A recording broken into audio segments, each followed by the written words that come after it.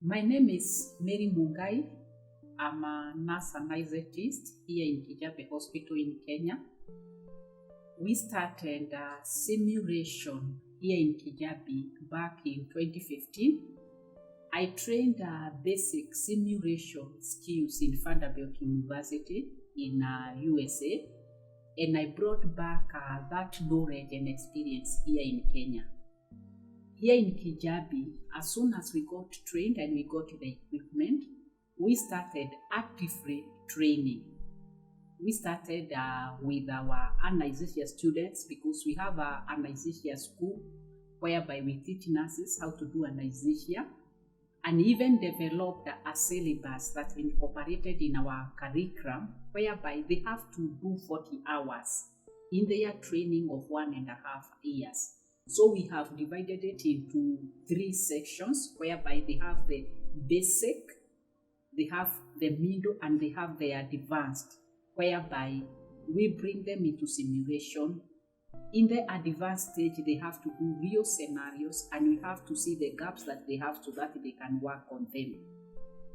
Our simulation has become very busy, and our manager has to manage it because different groups in the hospital use our simulation, and we have to ensure that each group gets a chance to do their simulation using our simulation skills lab. Having done that work in Kijabe Hospital, we have moved out into different parts of the country whereby we have done different trainings.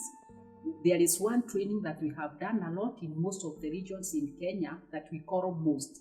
This is where we teach a team how to take care of mothers and babies safely. So we do a lot of simulation scenarios for emergency obstetrics. And this has turned allowed how people think. Because in real scenario, people don't get to see the gaps that they have, even in terms of knowledge and skills. But when we do it in simulation and then we sit down together and we debrief, people get to see the weaknesses, the gaps, we address them as a team. And this has gone a long way of changing how people think. Both for our students, both for those teams that we have taught in different parts of the country, and we have not left it there. We have gone out of this country. We've started 2 simulation centers in Ethiopia in 2 regions, and we have a group of master educators there that we have done TOT, and they are moving on with the simulation in those 2 parts of Ethiopia. From last year, we moved to Tanzania, whereby again, we started 3 places, 3 universities have started simulation. We have done a trainer of trainers there, and they are like one university has learned off with it and they are actively doing it, and we are still encouraging and moving along with the other 2 universities so that they use their simulation centers actively. And we are looking forward for more openings because we have found that in our African setting, we have a lot of challenges. Despite the fact that we say we have volumes of patients, the truth is you cannot teach a runner actively using a real patient. And I want to believe that the years and the age we used to say that you see one, you teach one, it's long gone. People know their lives. And again, you want to teach a skill correctly, whereby you need to take your time. And after that, you need to find out from the student what the challenges were and why they do what they do. So when it comes to debriefing, as we try to understand the reaction, the reason as to why they did what they did, it has been like very enlightening to me, who has been an educator for some years. Because sometimes in the reality, you don't have that time to inquire. And sometimes you just want to move on and you don't want to waste time for the patient. But in simulation, you sit down, you really try to figure out. They tell you why they do the way they do it. Sometimes it's because of culture. Sometimes it's because of their religion, the way they react. Some believe that if a patient calls, they should not be resuscitated. They have died. They should be left alone. But working in a simulation has changed that kind of mentality. Yeah, because you sit down together, they do it, and you get to understand from them. So simulation has changed the way we teach and the way the runners run. Even like myself, every time I'm involved in simulation, I get to learn something new. And this has been very, very encouraging and an eye-opener to me. So a lot of lessons have been learned as we've been doing simulation. One is that simulation is the way to go. We can avoid a lot of pitfalls when we do simulation to teach and to learn. Because you can do so many times in simulation. You can do it and redo it and redo it, and nobody will die. In simulation, I tell my students, my patient can die so many times if there is anything like that. You can make so many mistakes, but run through those mistakes. But in reality, that will not happen, and that is not acceptable. So simulation is the way to go. Number 2 lesson is that simulation changes the way people think. Because when they are working in the clinical, the real clinical areas, they are able even to defend themselves. But in simulation exposes you. You can't hide behind simulation.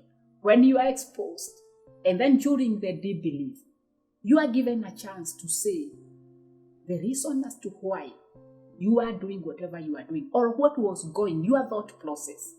And so it exposes you and challenges you to get the knowledge, the correct judgment, the correct skill. And so this has happened. This has changed the way we do things, the way we think. And having worked in simulation, and now I watch people in the clinical area, I see a lot of changes. People gain confidence.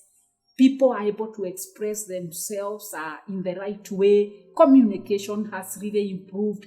We have found that there is nothing to hide. We have found that we can work together as a team. Nobody is superior than the other. But when it comes to working together, we are a team. And so I can talk confidently even to my senior. I address them in the right way.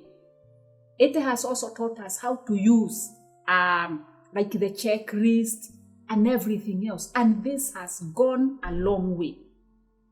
In our setting, and even in those places that we have done some of these trainings, it has gone a long way to change the way we think about education in our settings, in our developing world.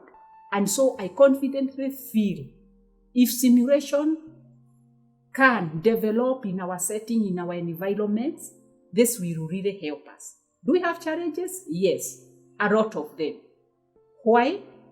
One, this equipment has been donated to us. And as you can tell, there is wear and tear, definitely. And so with the time, if we don't have a budget, we may not even be able to continue. Like now, this equipment have been with us since 2015.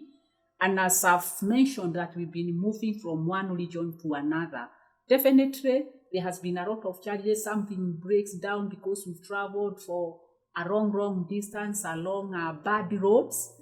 And we had to rethink, is this what we want to do? Yes, we want to train, but how are we going to maintain our equipment because we need a budget? And so we've been feeling if maybe we have a different simulation settings in other places whereby all we would do is move there and train without carrying our equipment, maybe that would be a solution. Again, if we would have some equipment that is not maybe so delicate to travel with, that can be another way. And definitely, again, the third challenge is that we need people who understand simulation, who can teach and move this at another level, because we need simulation in our settings. I wish you could go with me to some of the places that we move to train. It is a pity. Sometimes you would not believe that it is happening in this century, but the truth it is happening. whereby they are encountering a lot of challenges and complications. But how to address that still remains a challenge. So a challenge today will be a challenge tomorrow, will be a challenge next year. But this needs to change. But how do we change that? Through training, using simulation. Because we can't get that patient there who has developed a complication and we use them. We need simulation in our setting. In our African setting, we need simulation settings so that we can teach our people and our patients can be safe. Currently, it is unsafe. I can confidently say that because I've worked in very rural areas. It is unsafe. But how do we make our patients' care safe? Through simulation.